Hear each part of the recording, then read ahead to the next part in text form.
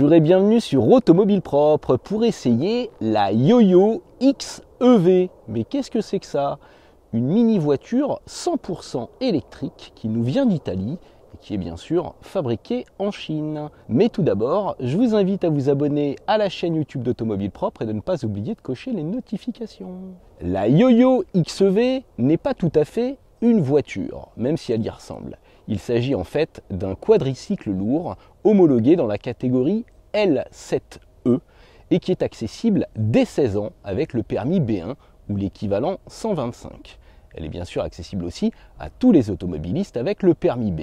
Comme vous pouvez le voir, il s'agit d'une toute petite voiture, pour ne pas dire un microcar, puisqu'elle mesure 2,54 m de long pour 1,50 m de large hors rétro et 1,57 m de haut. Sur le plan mécanique, cette Yoyo XEV reçoit un moteur synchrone à aimant permanent situé à l'arrière. Il s'agit donc d'une propulsion. Ce petit moteur délivre 7,5 kW de puissance nominale, mais sa puissance en crête ou en pic peut atteindre jusqu'à 15 kW, ce qui nous fait à peu près 20 chevaux. Ce petit moteur est alimenté par une batterie de type lithium fer phosphate d'une capacité de 10,3 kWh.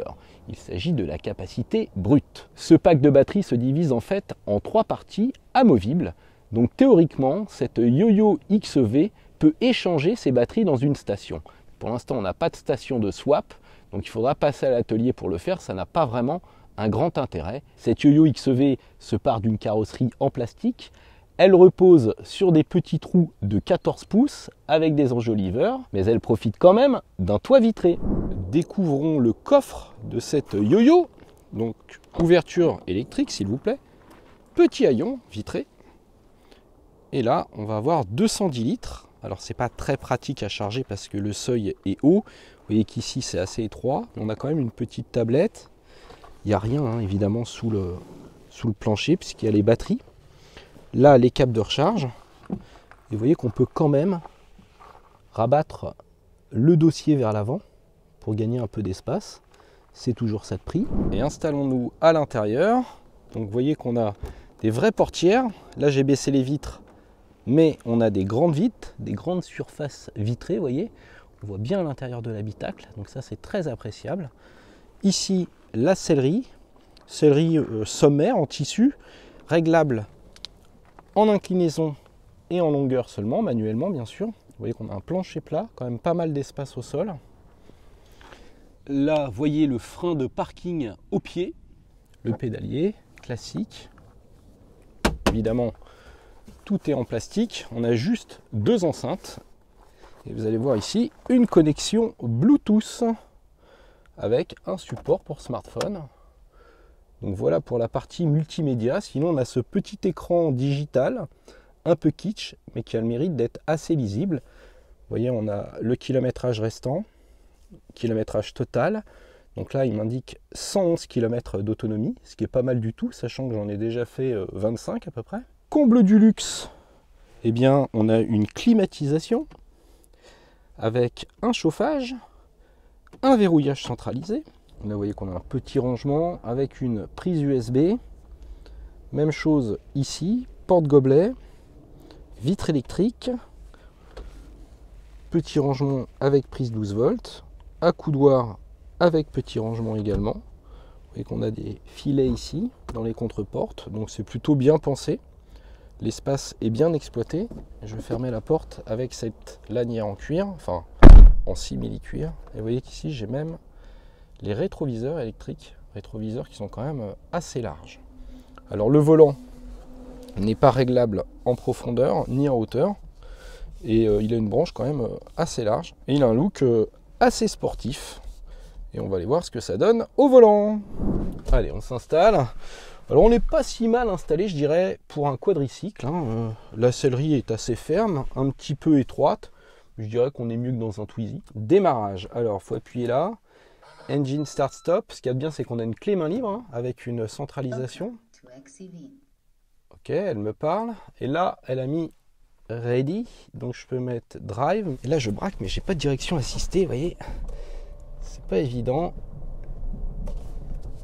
Alors ils annoncent moins de 8 mètres de diamètre de braquage. Mais ça me paraît quand même relativement ample. Alors on n'a pas de radar de recul, ni de caméra, mais on voit bien ce qui se passe, puisque ça arrête la vitre, donc ça c'est pratique. Et alors j'ai un mode D et un mode S. Vous avez compris que le mode S, c'était le mode sport. Mais bon, encore une fois, c'est pas hyper sportif. Là, vous voyez, j'ai accéléré à fond. Ça va pas vous déboîter la nuque. Donc là, on évolue, on va dire, en touche-main. Et c'est pas si inconfortable que ça pour un véhicule avec un si petit empattement. C'est plutôt correct, hein, je dirais. En suspension. Là, je vais aborder une saignée très méchante qui fait office de ralentisseur. Regardez. Voilà. Donc c'est ferme, mais je dirais que c'est pas pire qu'une Smart. Et c'est mieux qu'un Twizy, encore une fois. Allez, j'accélère à fond. Sortie de forêt. Là, je suis à 40. Et là, vous voyez, encore une fois, on apprécie la visibilité avec les rétros qui sont très larges. L'immense pare-brise. Hop, alors attention, hein, parce qu'on n'a pas du tout de rappel au niveau de la direction. Donc dans les croisements, il faut bien ramener le volant. Il ne revient pas tout seul à son point milieu, le volant. Ça, c'est quand même très pénible. C'est pire que dans une Citroën Ami. On a encore moins de rappel. Donc il faut faire vraiment très attention. Au début, c'est un peu déroutant. Mais bon, on s'y fait. Alors on entend un léger sifflement. La sonorisation est bien sûr très légère, hein, dans ce genre de véhicule. On en a pour ainsi dire quasiment pas dans le sonorisant. Donc on entend le moteur un peu travailler. On a un petit peu les bruits de roulement, mais comme on est sur des toutes petites roues, ça reste encore une fois raisonnable. Ça fait pas trop caisse de résonance. Alors c'est assez vif en comportement puisque c'est une micro-propulsion. Donc si vous braquez, que vous accélérez sur des petits cailloux, tout ça, elle va chasser assez facilement. Au niveau du freinage, on n'a pas d'amplificateur, mais par contre il y a un ABS. Donc ça c'est bien, ça évite de bloquer les roues. Ça c'est un vrai argument de sécurité. En termes de confort, c'est tout à fait décent. Du moins pour un quadricycle. Je pense que ça vaut largement les meilleures voiturettes sans permis. Cet accoudoir là est légèrement bourré. Et les contreportes sont en plastique mais sont plutôt bien dessinées. Il n'y a rien de saillant, donc c'est pas inconfortable. On va tester le klaxon derrière la police municipale. C'est pas très violent, hein. On prend une petite route de campagne. Alors encore une fois, faut se méfier parce que la direction est pas précise du tout. Donc on ne sait pas trop où on met les roues. Vous voyez là, j'ai à peine tourné et j'ai l'impression qu'elle a surbraqué. Je pense que c'est une des pires directions que j'ai eues entre les mains. C'est-à-dire que c'est pas précis du tout et en plus il n'y a pas de rappel, donc faut être vigilant quand même. C'est une voiture qui fait 664 kg, donc elle n'a pas trop de mal à se mouvoir, même si son moteur n'est pas très puissant. Alors dès qu'on atteint 70, on a quand même pas mal de bruit d'air. D'ailleurs vous l'entendez. Et si vous vous amusez à mettre la ventilation, là vous avez l'impression d'être au milieu d'un ouragan. Encore une fois, hein, toutes les critiques que je fais sont à relativiser puisque j'ai l'habitude d'essayer des voitures. Et là on est sur des quadricycles, hein, donc la référence c'est le Twizy, c'est les voitures sans permis. Alors ça prend un petit peu de gîte, hein, vous le sentez, vous le voyez sans doute. Mais comme la voiture est relativement basse, ça va, c'est pas catastrophique en termes de prise de roulis, bien que ce soit un petit cube. Ouf! Il faudra se méfier, hein. Encore une fois, sur les coups de volant un peu brusques, elle est vive et on n'a pas de SP. Allez, là je vais profiter de la ligne droite, il n'y a personne derrière moi pour prendre les freins en situation d'urgence. 1, 2, 3. Donc on a bien un ABS, hein, c'est pas mal. Puis comme elle est légère et qu'elle va pas très vite, elle s'arrête relativement court. Maintenant, ça fait du bruit et l'ABS s'enclenche de manière un peu rapide, mais bon, on a le mérite d'en avoir. On n'a pas du tout de frein moteur, hein. Très peu. La régénération est extrêmement symbolique. Allez, on va se prendre un petit bout de départemental 301 qui est assez rapide.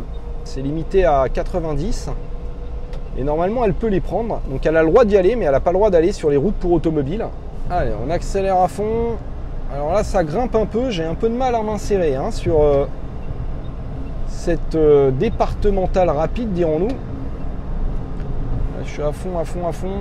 Allez, ma yo-yo, tu vas y arriver! Banzai, il y a une descente, on va se faire une pointe là. 85, c'est beau. J'ai presque envie de pleurer. Mais là, ça va grimper derrière. Et ouais, c'est plus pareil. Alors, en termes d'autonomie, ils annoncent 150 km en usage urbain. Et ils ne mentent pas, c'est tout à fait plausible. Quand j'ai pris la voiture, elle m'indiquait 150 km d'autonomie. Et là, vous voyez, j'en ai parcouru facilement 40-50. Et il m'en reste 77. Donc c'est pas mal, sachant que je ne l'ai pas ménagé. Vous avez vu, je suis sorti de la ville, j'ai pris de la petite route. Donc je l'ai emmené à un endroit qui n'est pas tout à fait adapté à son usage. J'ai été méchant, mais c'est volontaire. Et nous voici au terme de cet essai. Alors j'ai branché ma yo-yo sur une borne de charge publique qui peut envoyer jusqu'à 22 kW de puissance de charge. Mais notre petite yo-yo est bridée à 2,5 kW de puissance de charge. Donc vous ferez un plein entre 4 et 5 heures, aussi bien sur une borne publique que sur une prise domestique, puisque les prises domestiques délivrent environ 2,5 kW. Et concernant les tarifs, eh bien on est à 14 990 € avec bonus de 900 €. Donc ça nous fait du 15 890 €. C'est quand même très cher. C'est beaucoup plus cher qu'un Twizy et ça va même être plus cher qu'une Spring qui va bénéficier d'un bonus de 6 000 € et qui sera donc avantagé par rapport à ce quadricycle lourd. Donc entre son tarif élevé et son problème d'homologation, puisqu'elle nécessite un permis, cette yo-yo XEV a peu de chances de faire un carton dans notre pays, mais elle marche plutôt pas mal en Italie où ils en ont écoulé 1500 modèles et elle pourrait servir de base pour l'autopartage. Ce serait quand même beaucoup mieux que les anciennes Bolloré. J'espère que cette vidéo vous a plu. Je vous invite à aller lire l'article sur automobilepropre.com et je vous dis à très bientôt. Ciao!